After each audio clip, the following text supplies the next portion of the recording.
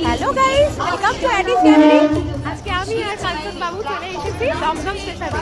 এই হচ্ছে দমদমের নিচে যাওয়ার সাবওয়ে। তো কোথায় যাচ্ছি জানতে হলে পুরো ভিডিওটা দেখতে হবে। এটা ছিল একটা স্বপ্ন পূরণের দিন। স্বপ্ন তো এক একজনের একরকম হয়, তাই না? আমারও একটা স্বপ্ন ছিল দেবদাকে একদম কাছ থেকে দেখবো। গত বছর এরকম সময় নবীনের সিনেমায় সেকেন্ড টাইম খাদান দেখতে গেছিলাম। খাদান দেখতে গেছিলাম বলাটা ভুল, আসলে দেবদাকে দেখতে গেছিলাম। আর ওখানে গিয়েই তো নাচানাচি শুরু হয়ে গেছে। সিনেমার ভেতরে ঢুকে হঠাৎ একটা বন্ধুও পেয়ে গেছিলাম। তো যাই হোক, দেখো এত কাছ থেকে জন্দা, ইদিকাদি আর দেবদাকে স্পেশালি দেখবো সত্যিই ভাবিনি।